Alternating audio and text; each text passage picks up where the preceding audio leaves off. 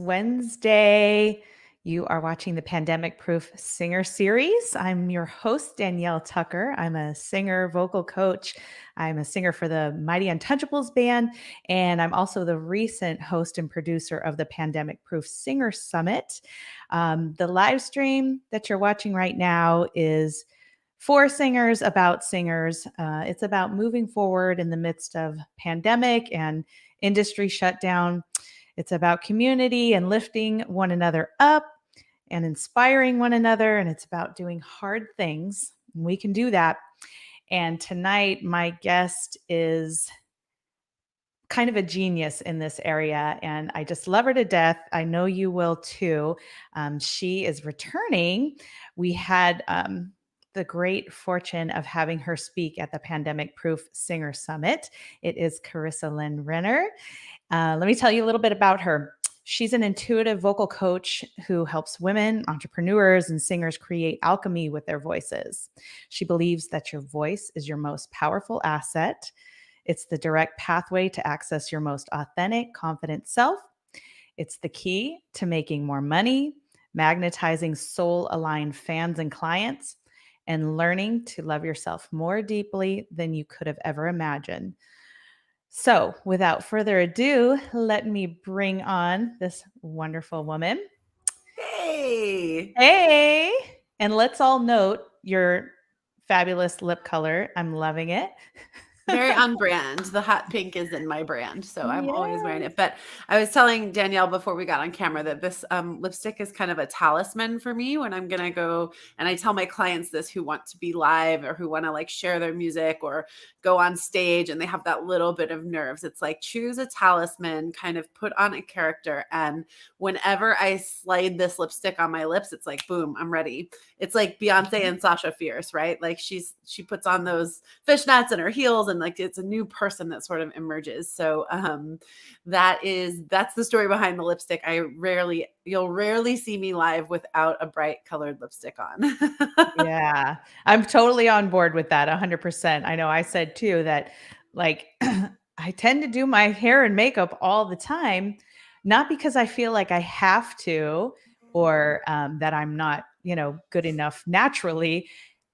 It just works for me. It just changes something inside of me and I'm more productive. I'm more with it. I feel more Yeah. confident, I guess. So, I'm not sure it's really a vanity thing. It is just No, it's an energy thing. yeah. It's an embodiment thing. And this is there are some peers in my space that teach on this. One of them, she's an amazing follow, especially if you're someone who's like not sure how to dress yourself. I know for years I struggled kind of with especially being a singer. Like I was on stage and I had these sort of costumey pieces that I would wear on stage, and like the sequins and the gowns and the the just stuff that you wouldn't just wear to Walmart or Target or whatever. I don't know why I said Walmart. I don't really shop at Walmart, but no shame if you do. It's just not I don't know why that like is my example. That's like I never go there. But anyway, you wouldn't just wear it around town.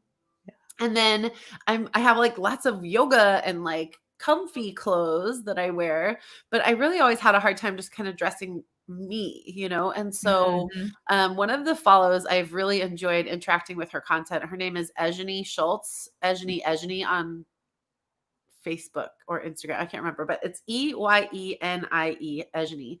And her last name is Schultz, but she dresses people by the elements.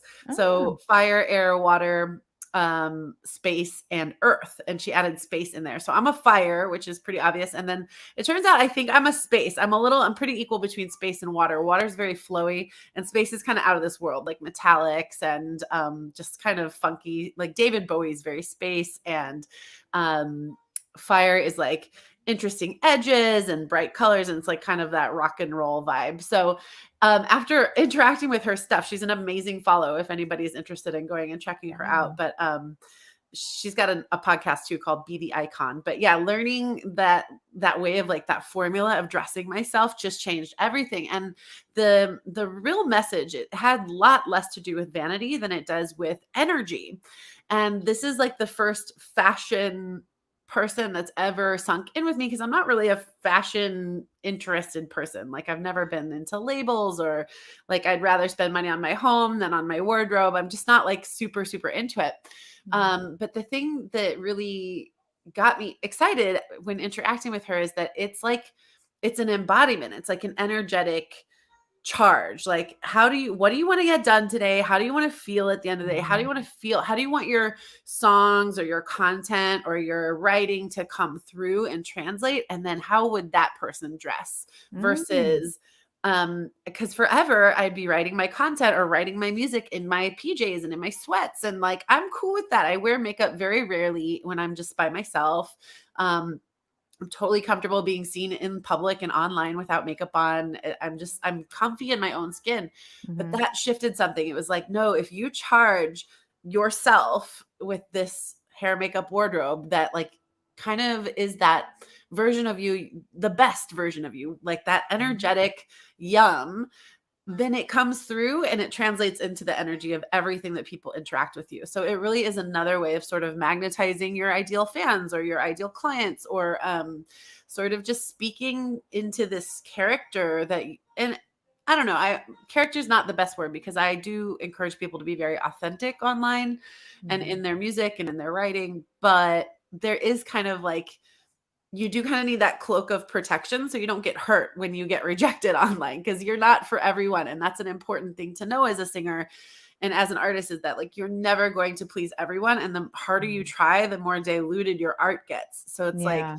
the more you can like kind of zero in on the energy you're trying to attract and let everything else fall away, the more successful you become. And then this is one way of accessing that, is like, what do you wear? What color Mhm. lipstick are you, like I was literally an hour, I didn't get ready today all day. I put this makeup on at 5:30, it's 6:07 right now. Like I was in my sweats an hour ago, and I'm comfortable letting you see me like that because I feel like I am worthy either way. Yeah. But this conversation, I was totally slumpy all day. My energy was just like, "Bleh," I didn't want to do anything. And now I'm like, I am pumped up. I'm fired up. I'm here. So Mhm. it's an energetic choice. Yeah, I am all about this. And I love that you brought this up because um, I've never selected a word of the year. I did this year, but I've also selected a question of the year Ooh. to kind of stay in alignment with the things I'm trying to do, creatively, goals, whatever it is.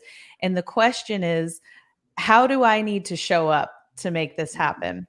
And one element of that is the way I dress, the way I put Mhm. myself together. And yeah, it is. I agree. Saying that you're stepping into a role or a character or something can seem funky, but it is. I guess it is kind of like that Sasha Fierce thing where you're stepping in, you're embodying that spirit of what you kind of need to conjure up to make these things happen, and how you want to feel while you're doing it too, Yeah. doing the work. Yeah, and it's like I think of it as almost like embodying a future version of myself, because I mean, Mhm. and I get to take her off too, because I want to be able to relax and like chill. I don't always need to be dressed, right? But like Mhm. it's like the version of me who has this next set of goals. Like you're talking about what you want to get done creatively and like accomplish in your career this year. It's like that person, what does she look like? And how do I be her now? Like that is really this trick to manifesting and to like continually leveling up and like not ever really getting stuck, is asking that question. Like, and the question I asked my clients yesterday was, how can I be limitless today? And where am Mhm. I being limited? And how can I be limitless? Like, what is the version of me without that limit do? And how does she behave? And so, yeah, I mean, these are important questions for goal oriented people. And I think as artists, it's an important thing to have goal. In fact, I think one of the pitfalls of my own singing career when I was actively full time singing and not doing any coaching or anything else was a lack of direction and goal setting, because I think many people are so afraid to set goals because they think if they don't meet them, they fail. Mhm. And so it really does take this adapting this mindset that there's no failure, that you can only fail or grow. And I know you and I have talked about this in a couple different places in our conversations together, but it's like, Yeah.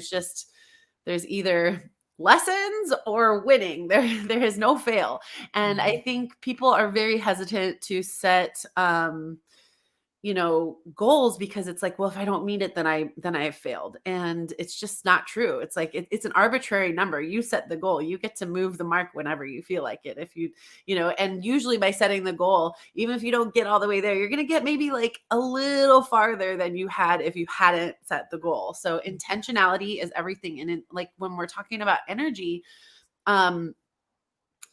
intention actually influences outcome. So hopefully I don't get this wrong. It gets a little complicated, and I am not a scientist, much less a quantum physics scientist. But in the quantum field, what they find is that things like light, for example, can be both matter, which are particles, and waves, which is like sound, light, And what they have found is that the observer is who determines which is which. Like the person who's conducting the experiment and the intention of them determines whether they're viewing light as a particle or as a wave. And you can do the same thing with your own energy. When we're in the beta mind, when we're like, I got to do this. Oh my God, what if I don't do this? And what if they don't like me? And I don't think I can do that. Like, la, la, la, la, la. That's beta mind. And when we go through practices such as meditation or vocal toning or breath work, a dance, some kind of movement in the body, when you start to feel that energy shift around,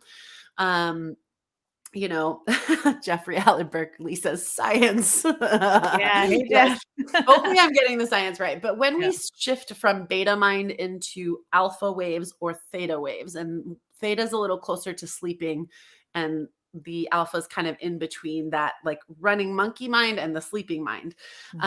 So these are the ideal brain states for mindfulness, for manifestation, for getting divine downloads, and kind of getting these energetic components of your creativity to come online that like just flow through you, these flow states. And so we ourselves can be particle or matter. And that's when we're in matter state, we are like, that's when our stress hormones are taking over. And that's when we're like kind of putting the mountain in front of ourselves to climb. Or we can be waves, and we can shift our brain waves into a different state where we actually become the universe. Essentially, we become the same energy that is around us in this quantum field. And so like it almost goes back to where we started, is like these choices in how you spend your energy and how you choose to represent yourself energetically really matter. And they really do, the intentionality affects the outcome. So the outcome of these experiments was always traced back to the intention that they set for the experiment. And it happened over and over and over again. So living an intentional lifestyle is something that has become like imperative to me in this last year, especially because I think everything crumbled apart. And it's like, well, did you make a choice about how to move forward, or did you just let the rubble beat you around? Yeah. Yeah. Wow. That's a great message. I love that. I really, really love that. Yeah. Hey, and I want to make sure that we give a shout out to our comment section, Jeff Berkeley. Hey, how are you tonight? Thank you for chiming in. He says, there is only do, there is no try. So, Right. yeah. I also want to say hi, and I'm going to be pronouncing this wrong, so I hope you will forgive me. It's Z or Zay. You let me know how to pronounce your name, but I know that you join us regularly and definitely appreciate you having there and the kind compliments. Thank you very much.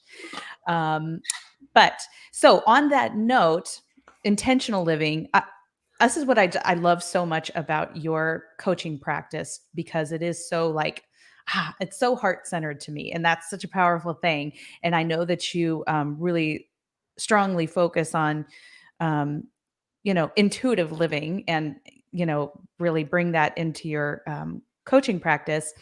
And something that you had posted this week really, really struck me. It was this intuitive living song challenge that I don't know if you were just challenging yourself with this Yes. or kind of charging everybody else with it, but you're talking about learning to sing songs that randomly get stuck into your head, probably because they drifted there on purpose, and I love that message.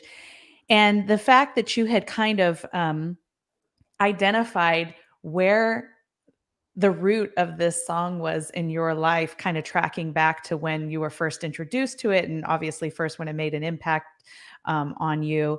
Um, you had talked about it was the year that your family was experiencing divorce and a number of other things. And I've never I've never looked at music like that, and it really, really, really struck me. So maybe you can talk a little bit about that and Yeah, I the would love to. process, how you process that. I would love to. Okay, so this even just the last part of 2020 is when I really finally accepted some of my own gifts intuitively, as well as, and I don't, by the way, think I'm special. I really truly believe that everyone has intuitive gifts. It's that I just spend time in meditation and I change my brain state very regularly. And so it flows easily to me. Whereas I think people who have never experienced that connection with source, or connection with the universe, or whatever you want to call it, God, even, it's harder to access because if you're always in that ego mind beta brain state, it's just like, it's just not flowing there. So it's like people who are surfers or dancers or singers, like I'm sure many of our singers have experienced that sort of losing yourself. Like you become no place, no thing, no time, no one in the middle of that song. And then when I'm done singing, sometimes it's like I just feel sort of I just kind of know if it was good or not. I don't really Yeah. remember the details, it's like, oh, that felt good, or that felt like it was rocky. So in this process of especially having all that space and time last year, I really went deep within and also really started to examine my relationship with God. What does that mean to me? I started to examine just what spirituality meant, because I was very closeted spiritual and I felt like I didn't really know that much about it. And I was like, if I talk about crystals and tarot cards, everybody's going to make fun of me. And I was very afraid to like sort of come out of the broom closet, if you will. And so just even in the last few months, I was like, you know what? Life is too short. The people who judge me don't pay my bills. And Right. the people who don't judge me are going to come through and love what I'm talking about, Yeah. because it's really like what's been truly on my heart. And so what you're talking about, I was like, okay, I've just been getting these super random songs in my head. And I think everybody experiences that from time to time. I don't know. I mean, you guys would have to tell me. I don't know your brain, but like for me, it's always been a thing where like, okay, where the hell did this song come from? I literally haven't heard this in years. And so at some point in this spiritual journey of mine, I kind of decided that there is no coincidence, that there is no such thing as like, I believe synchronicity is abundance. It's a form of abundance. It's what I call like following the breadcrumbs, or like listening to the pings. So when I notice something like a message that comes up a couple times in a few different ways, or just like I don't know, if anything comes up repeatedly or there's coincidence, I'm like, oh, this is like guidance. I consider that guidance. And I believe all of us have this internal guidance system. We're just very used to, especially here in America, just tuning it out and plowing through and pushing, pushing, pushing. And I just don't think we listen very well. So Right. again, I Right. don't think I'm super special in this, but some of my gifts include clear audience, which means I hear messages sometimes when I'm in meditation. Like, in fact, the bold vocal was born off of this message that came through. I was like, I had had a fight with a family member. It was pretty upsetting, and I was crying and just really energetically charged. And I heard, like, it's not like a voice, it's just kind of an annoying. And I heard, heal the effing world. I won't drop the F bomb on your channel. I'll be polite. Okay. But it was like, Let her heal rip, the Carissa. effing world. Like, this is how you start, because this is the low hanging fruit. This is what you know how to do, is teach singing. And so really my company has always had this kind of holistic healing agenda, and it's Mhm. just now being vocalized as like, yeah, that's what I do. Before it was like, I'll teach you how to sing, and then I'd like sneak in the personal development, and now it's like full on, nope, this is what I do.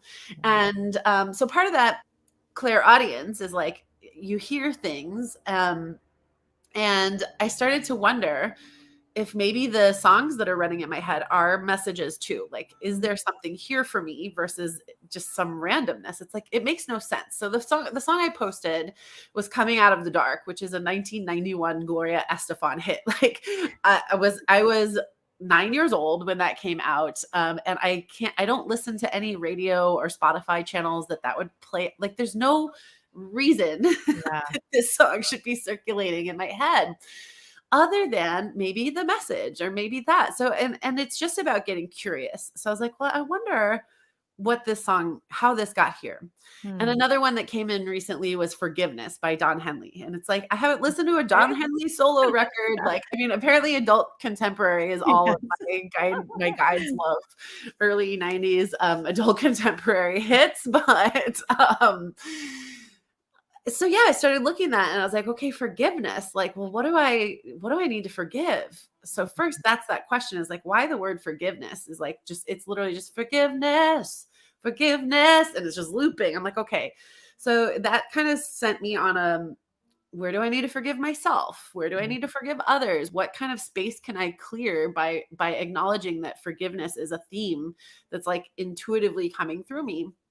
And I did. I wrote a big long letter to money. I sat in my bathtub and cried and like wrote like a letter forgiving money for like blaming it for all kinds of things. And it gave me so much insight. I was like, oh my gosh, I'm blaming money for like the argument I had with someone before they died that I never get to take back. Like these big things in my life, like, and money's very charged. So I'm sure you guys could probably find some forgiveness of money stuff in your own way too. But, letting that go has opened me up to receive more wealth. And it has lightened the load and the shame and the guilt and like these really heavy, dense frequency emotions around that for me. And it all came from a Don Henley song circling in my head.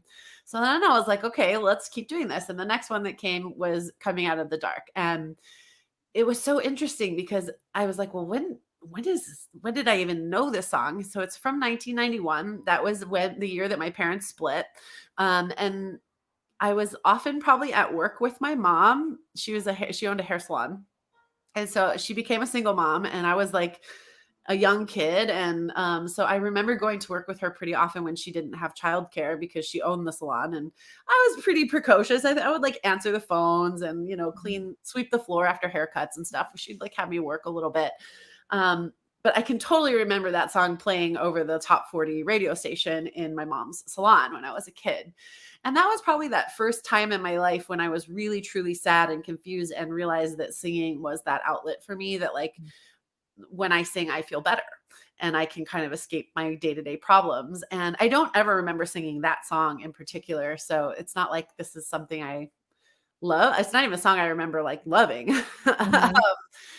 But it did put me right back in that time. It was like that kid that like was like kind of felt like no, she didn't really have anywhere to be, right? Like I was like always getting drugged to work with my mom or like being home alone with my brother who didn't want to babysit me. And like, so it was this kind of feeling of being lost and very sad. And then the Estefans started coming through and I was like, okay, well, I lived in Miami. That's where I studied singing in college. And I just remember like being this young beginning corporate singer where I was starting to get gigs. It was like,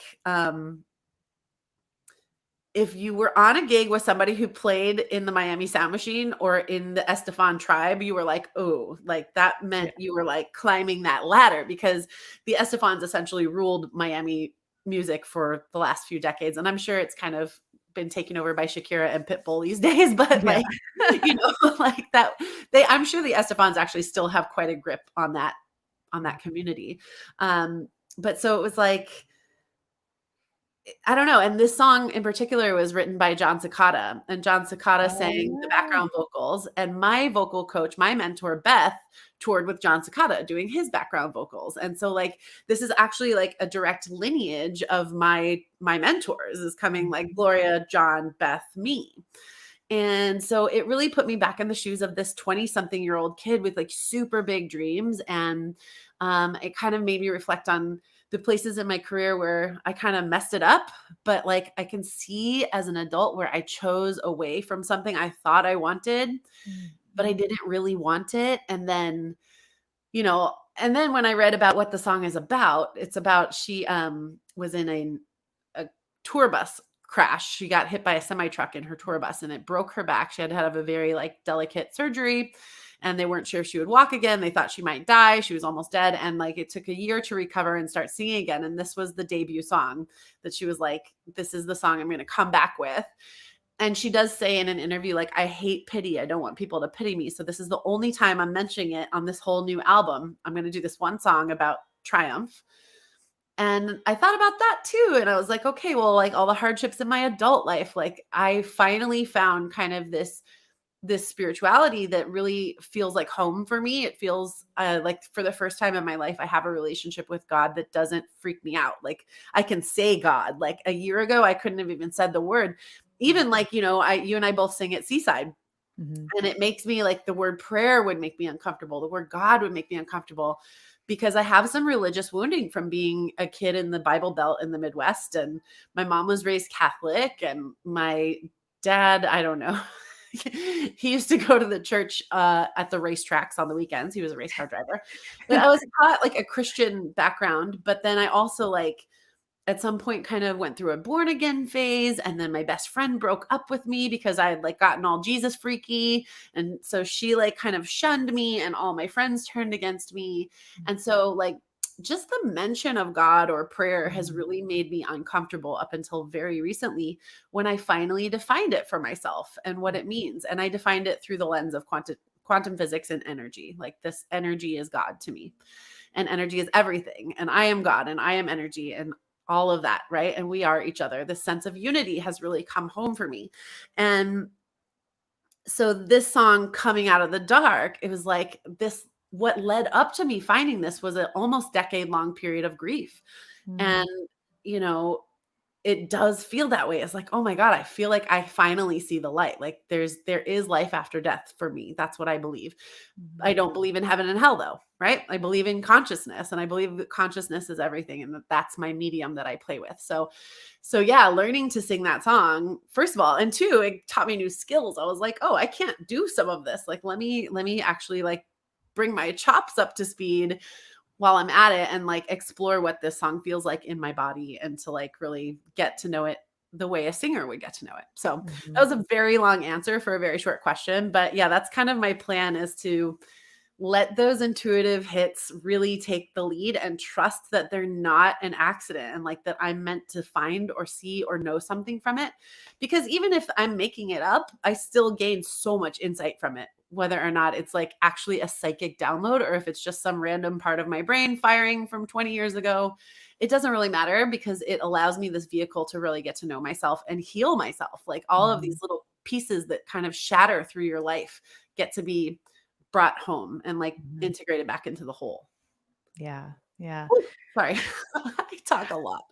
Well, that's why I wanted to bring this up because I love how you process this and they're from just hearing a song, everything that you've been able to unpack, you know, with just that, um, song that got stuck in your head. And it's such a good reminder because I've always, um, well, I guess nowadays I refer to that thing as the still small voice, and Yeah.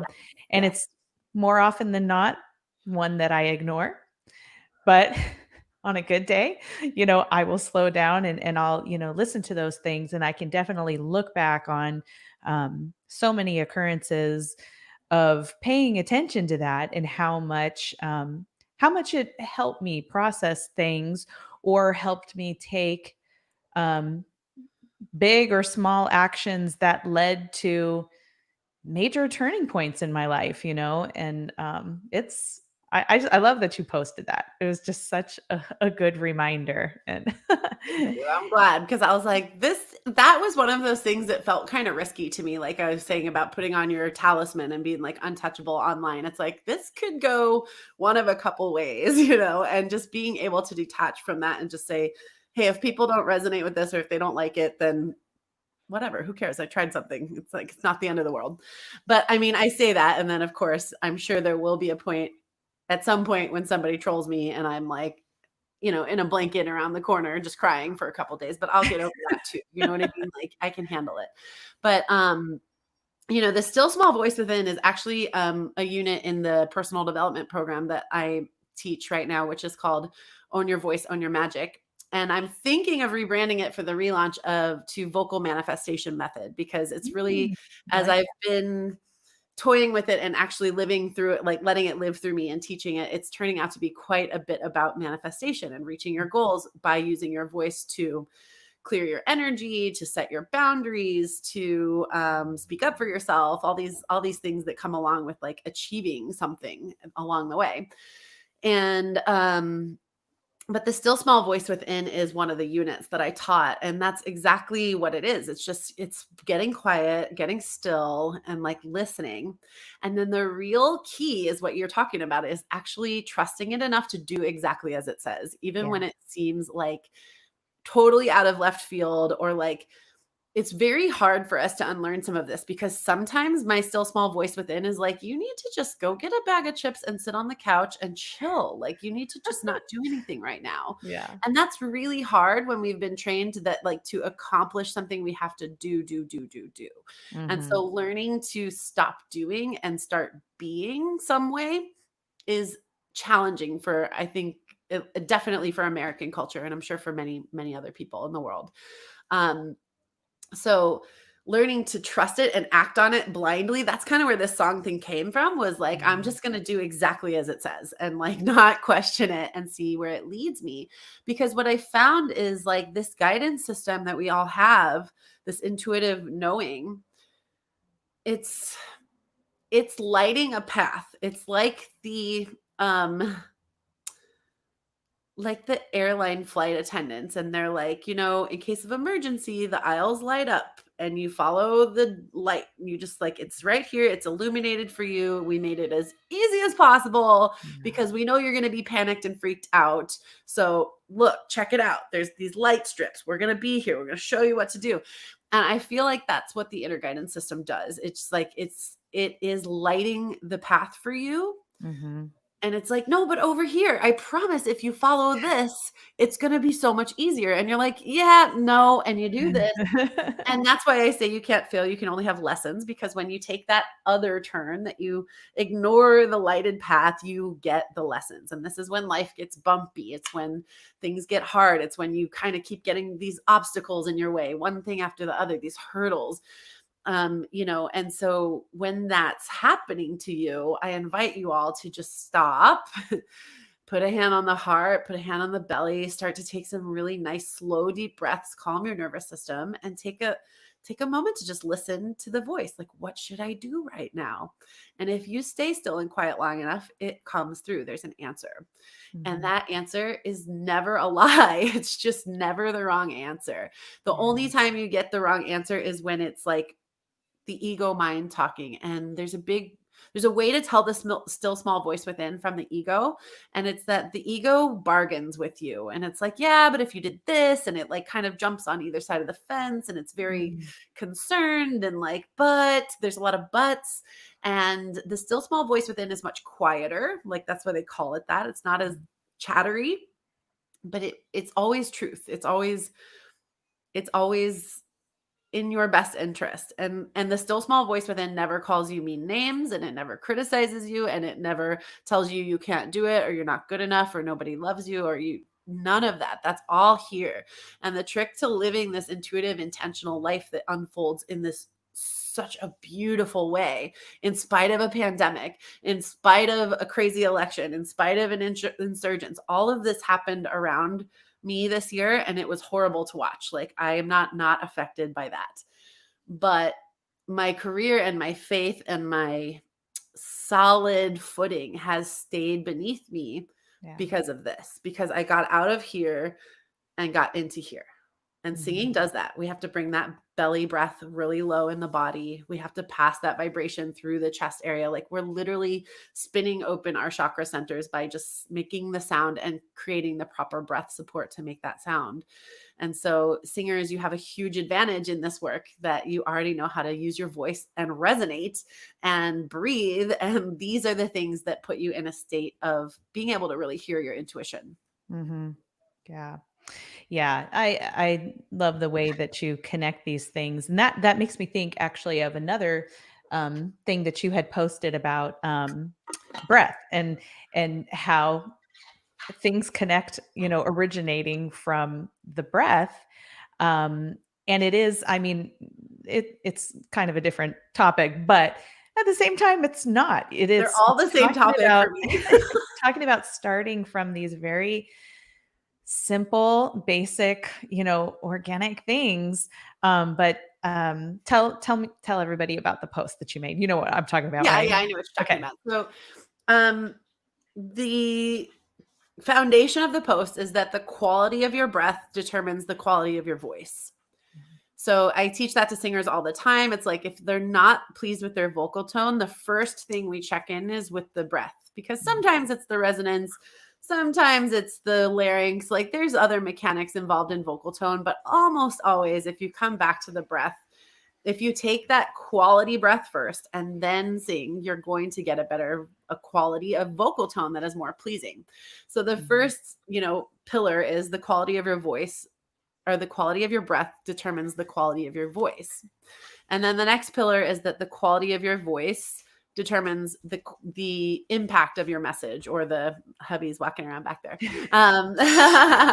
He's going to go get us some dinner. Thank you, Dave. So the quality of your voice determines the impactfulness of your message, whether or not you get heard, whether or not people love your song and follow your page, or it doesn't matter if you're selling something or singing something or writing something. Like when you tap into the breath, you tap into that flow, you tap into a calmer sense of nerves, and you can really be creative. It's really hard to be creative when your nervous system is reacting. And we have a ton of triggers, like just even social media. This can be triggering, and it's not like it's meant to be. It's meant to Yeah. trigger feel good addictive hormones, and it's also meant to trigger you to feel like total s about yourself, so that you are addicted to seeing what other people do all the time and Mm. trying to compare. So the quality of your voice the quality of your breath determines the quality of your voice. The quality of your voice determines the impactfulness of your message. The impactfulness of your message determines how much money you make, and how many fans you have, and how many invites you get to speak or sing on other people's stages, how many gigs you get. Your communication is so important.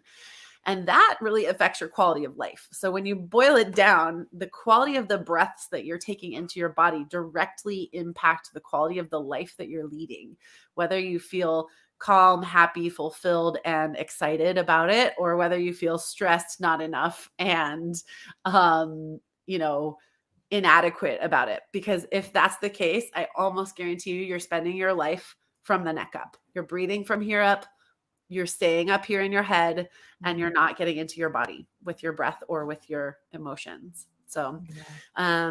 yeah, the breath is it's incredible what breath can do. And singers really do have this advantage of learning how to breathe low in the body from Mhm. the first time you start singing. That's like the first thing we teach you, right?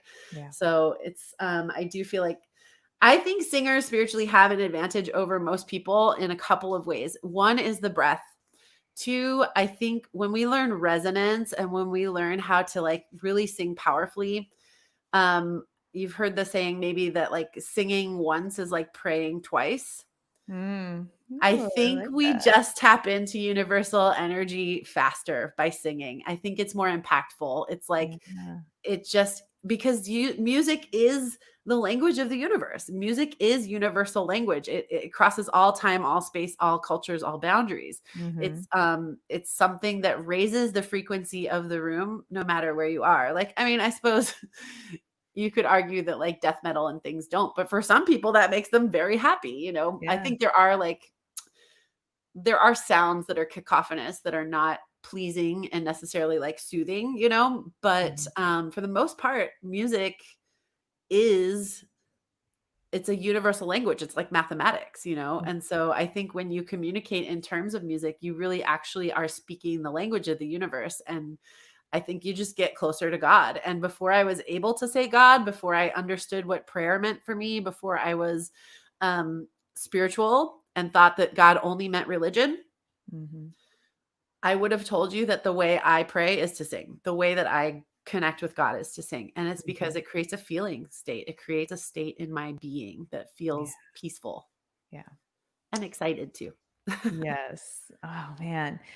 I love this work that you do so much. And I'd love to hear maybe some examples or some experiences that your clients have had applying these things in their life, because this year, I mean, you couldn't have picked a better year to be unpacking these things in your coaching practice, and I moving don't believe in forward. coincidences. I think this Yeah. is exactly how it was supposed to go for me.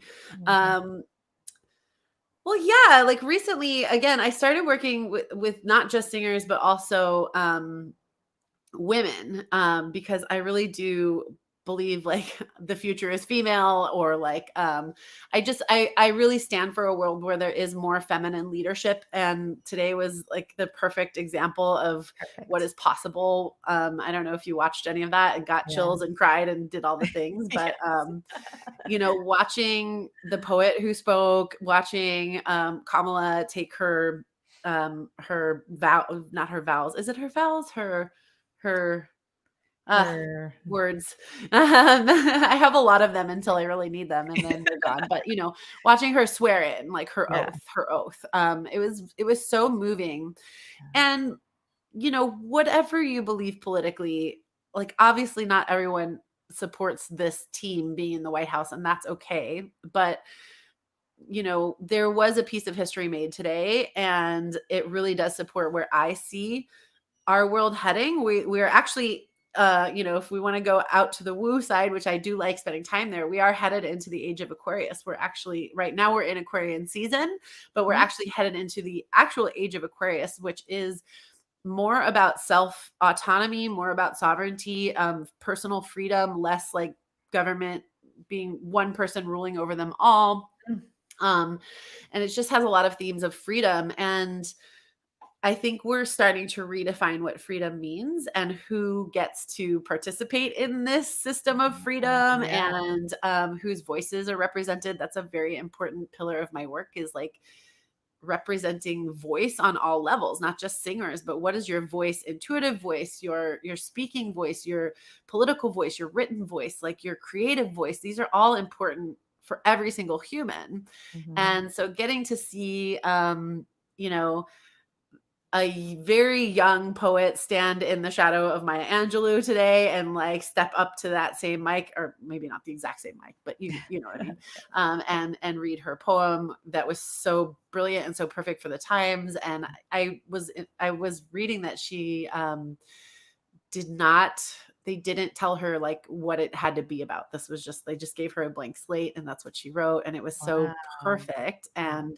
And Madam Vice President being sworn in, and a man who, whether or not you support him being president, at least on surface level from what we can see, is making an effort to diversify his surroundings, and knowing that like the echo chamber that is just carbon copies of himself hasn't been working. So Mm, like getting mhm. more representation surrounding him in his Yeah. consultation team. So I don't actually make my platform about politics at all. I intentionally stay out of it, but it is about voice. And so I think I definitely stand for a future where women have equal voices, where people of color have equal voices. And so this was a big day. This was a big day for Yes, people it who was. believe in that way. I Yeah. don't know what the question was now though. Well, we were talking about how, being, intuitive living and how it connects with, your life as a singer, and how some of your clients are kind of applying that in their own Ah, lives in yes. their, with singing. But I was like, I have to work with women yeah, because I want women to just kick so much ass, yeah, and really to just kind of do away with this narrative that like there is a glass ceiling, or that there is a limit. Like, how can we be limitless? How can we step up and get that seat at the table that we don't need to earn it? You're worthy of it just from existing. And so kind of like doing away with some of those white male patriarchy ordeals. And one of my girls the other day was like, can we get a t-shirt made? Because I said, I love men. I love men. I just hate the patriarchy. Like, so, and they can both exist at the same time, you know?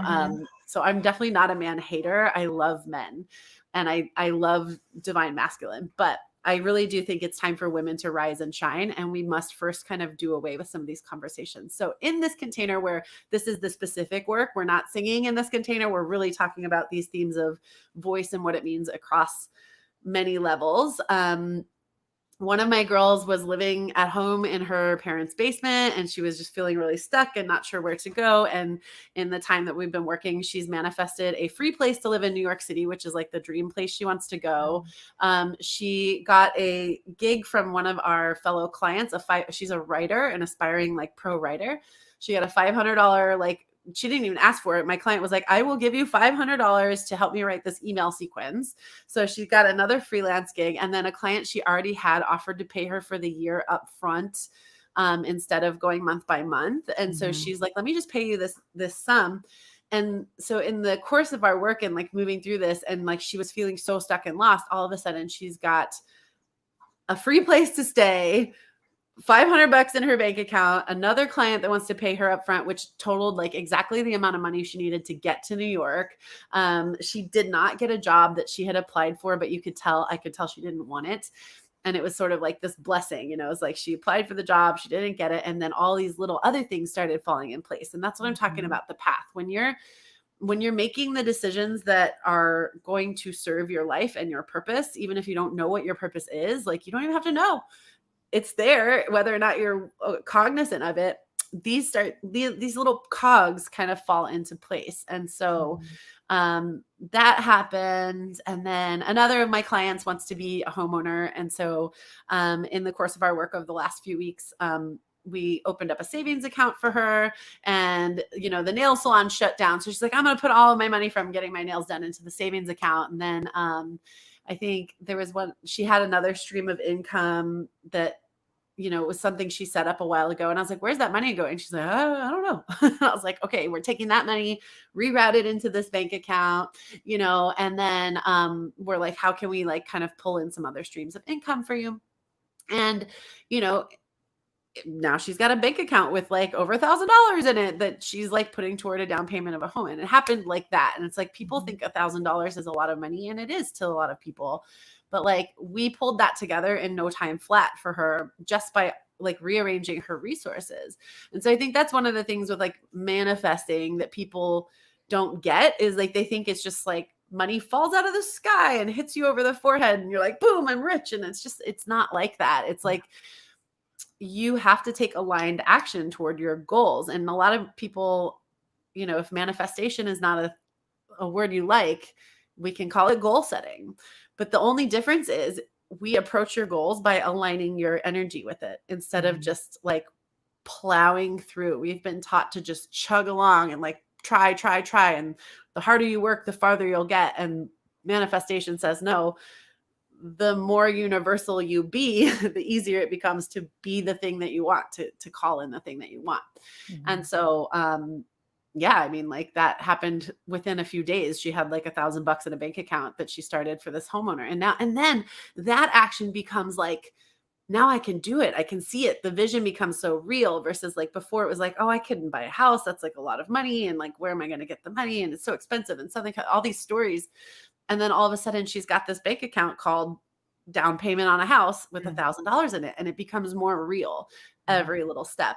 And then you believe it more and it like you open your heart to it. It goes faster. So that's been a really fun experience of letting the voice be the medium through which we create the reality we want to see. And I still love coaching singers. I also, you know, I work with singers inside the academy. And I'd say the way that this works through my singers specifically is often through songwriting or song choice, which is like alchemy. Okay. So at the beginning of this call, you used my bio and it says, I help singers and entrepreneurs and women create alchemy. This is another word that's like trendy, buzzy, and cool, but what the hell does it actually mean? So alchemy is when we change one substance to another. And you need 3 things to have alchemy. The first thing is the substance itself. So in the case of manifestation, it's like consciousness is the substance. But in the case of, let's use my grief as an example. I always go back to this because it's very easy for me Mhm. to talk about. And now it is, but I mean, it's easy for me to describe. So let's say I want to alchemize my grief into hope or joy or peace, okay? Because that's where you would go from one to the other. Grief is a very dense, heavy emotion. Joy, peace, calm is a very light and loving emotion. They're on total opposite ends of the emotional spectrum and the frequencies that those create within the body and within the field. So if I wanted to use songwriting or like a cover song like the one we talked about in order to alchemize my grief into peace, Mhm. you need three elements. You need the substance, the container, and the energy. So the substance is the grief, the container is the song, and the energy is me writing it or learning it and singing it over and over, or like doing the research on, the Gloria Estefan song. What did this mean? Like, why did she write it? What does it mean to me? Where does it take me? How does that person need to be nurtured, that version of myself? So the alchemy is simply turning one emotion into another via music. In the case of my singers, it's like, we're going to write about the things that really trouble you, which seems really scary. But the thing is the more often you sing it, it neutralizes. So like, I've written a few songs about losing my boyfriend 10 years ago to an accident, and I couldn't write about it for a really long time because it was just too much. And what I realized at some point is that when I actually go sit at my piano, let myself ugly cry, like get snot on the keys, my poor piano has seen me at my very worst, when I let that come through me and write it anyway, even though I know that that's going to hurt and it's going to be like, it kind of is a little intimidating.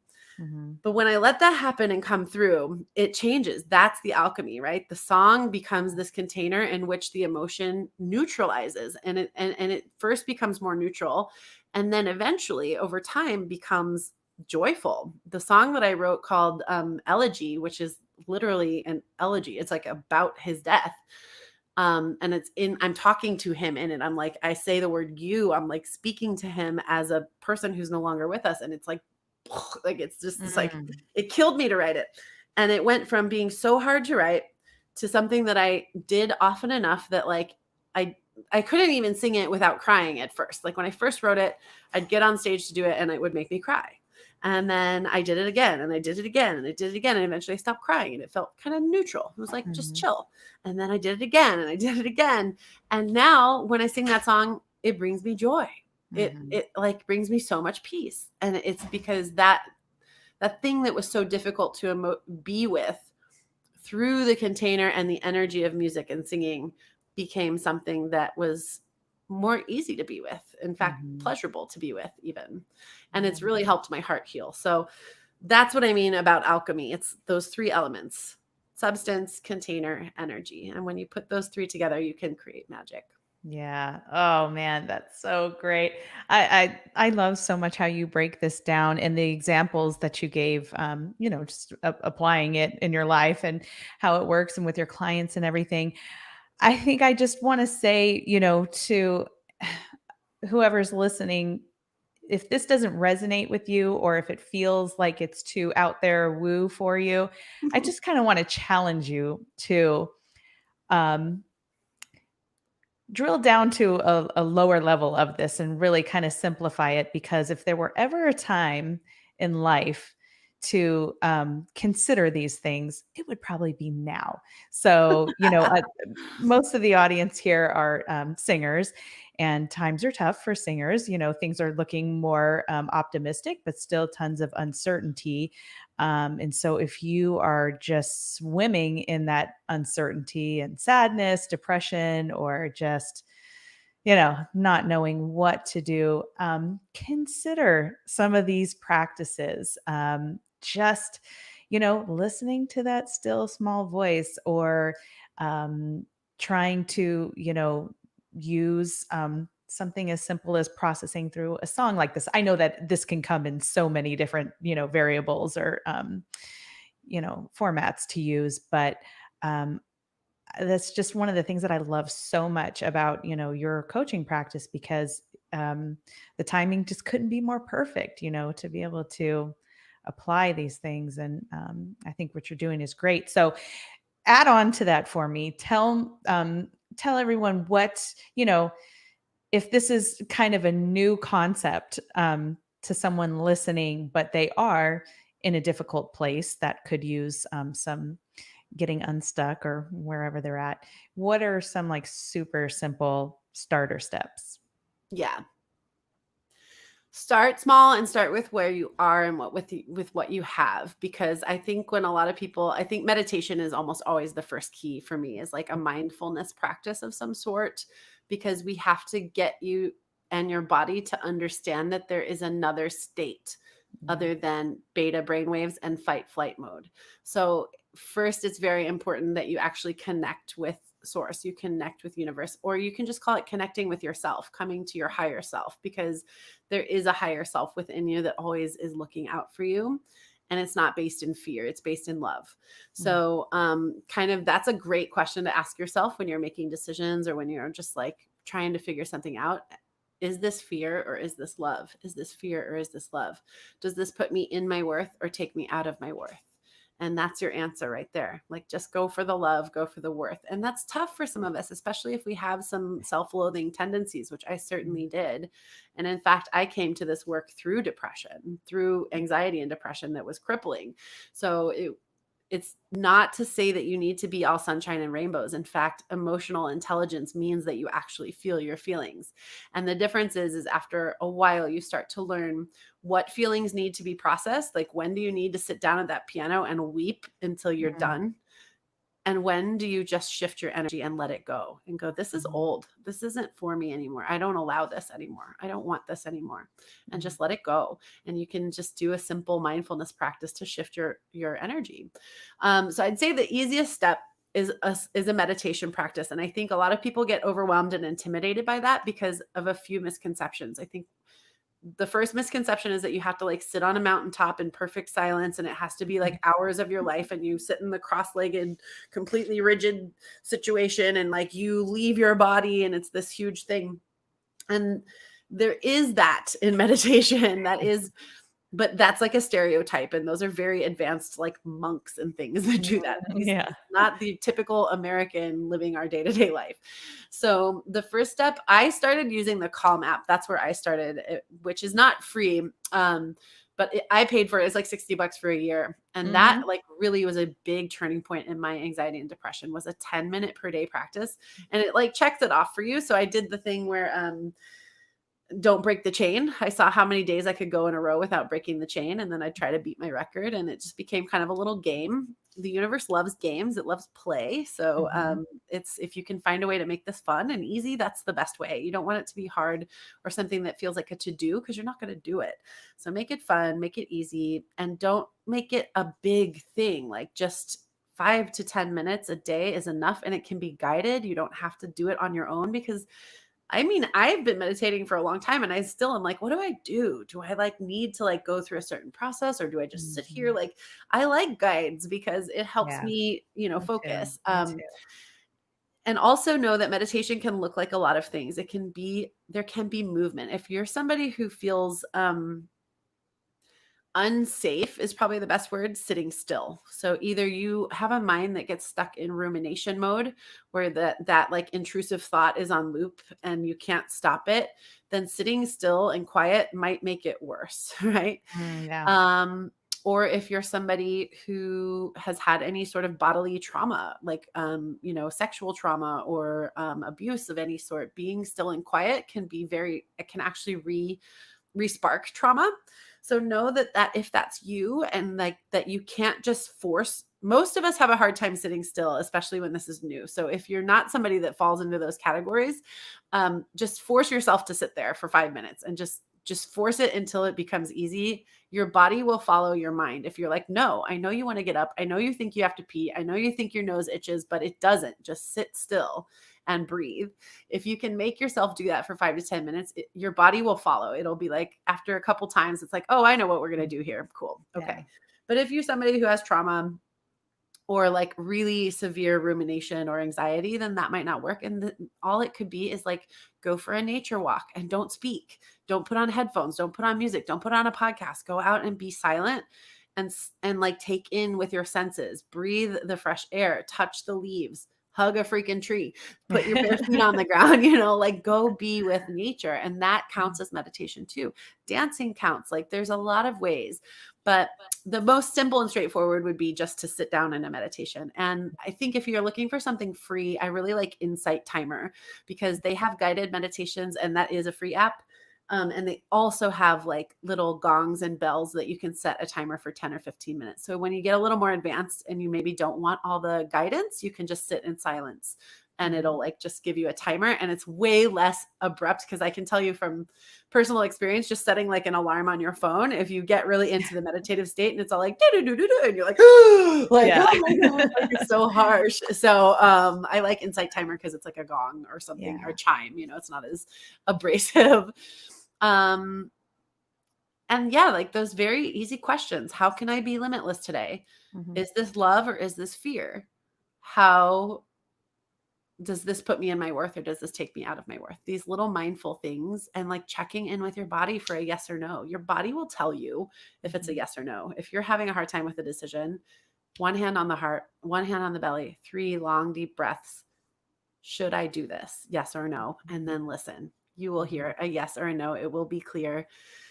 And then you just have to be brave enough to trust that it's the right answer. Yeah. Yeah. Oh, such great advice. So if this is something you want to explore more, you offer a free Facebook group. Is that Yeah. somewhere a good starting point? Yeah, it is. I generally will always tell people to follow me on my Instagram, because that's where I like to play a lot, which is at the bold vocal. And yeah, the links are in the comments. Thank you, Danielle. And then the Facebook group is also linked in there. And that one is specifically for singers. So I think that would be a great place for this community to connect. I teach in there every other week. I teach a live stream where I'm actually right now going over the basics of singing. So I went back to zero. We're starting at the breath. Like that's where we started. So this next few months is like really nice basic training, but then there's also like a beautiful community in there. And then within that community, if you want to work more with me, there's opportunities to join my group coaching program, which is less than a single voice lesson per month. You can come in and get group vocal coaching. And there's 2 group coaching calls, 2 live trainings, and 2 practice power hours where I just lead a warm up and hold space for you to practice your singing for an hour. And that's all included in this very low price monthly. And then there's also opportunities to work with me one-on-one if that interests you. But yeah, the Facebook group would be a wonderful place to start if you're a singer. Great. Yeah, everybody check that out for sure. Thank you so much for doing this tonight. Thank you for the work that you do, for being my friend and always being available and, offering such great advice. You're always such a big inspiration for me. I love that you take very, what's the word? Courageous steps that I see. And then that kind of allows me to also take those steps. And you've really influenced me a lot in that Well, I area. feel the same. I feel the same. I really I looked at that summit that you held, and I was like, man, she is crushing it. And I have so much to learn from you as well. So I am equally grateful for the work that you're doing and our relationship. And I want to know what your word for the year is. My word for the year is empowerment. Woohoo! Yeah. Mine is sovereignty. Oh, okay. Great. Yeah, because I don't want to have to look externally for any of my decisions. It's all, I am capable of anything and everything I want to do. That's what that means to me. Cool. You said it earlier and I was like, what's the word? Yeah. Yep. Well, we're going to have to meet and talk again then about it. Well, thank you for having me. I love this series. I love your group of people. I love what you're doing. And it's always fun to come hang out with you. Yeah, thank you so much. And thank you to everybody who joined us tonight. I'll be back here every Wednesday. Next Wednesday, we have Lauren Lee on. So that will be awesome. A mutual friend of ours. And if you would like to join the Pandemic Proof Singer community, you can look up Pandemic Proof Singer on Facebook, Pandemic Proof Singer Summit, actually. And we have a group. It's all musicians and singers. And we just, this live streams to that group. But we have an incredible resource for you to tap into just for encouragement or just general advice. So join us if you'd like. But I guess that is it for now. Thank you again. I love you so much. It was wonderful talking to you. And good night, everybody. Likewise. I'll see you, Danielle.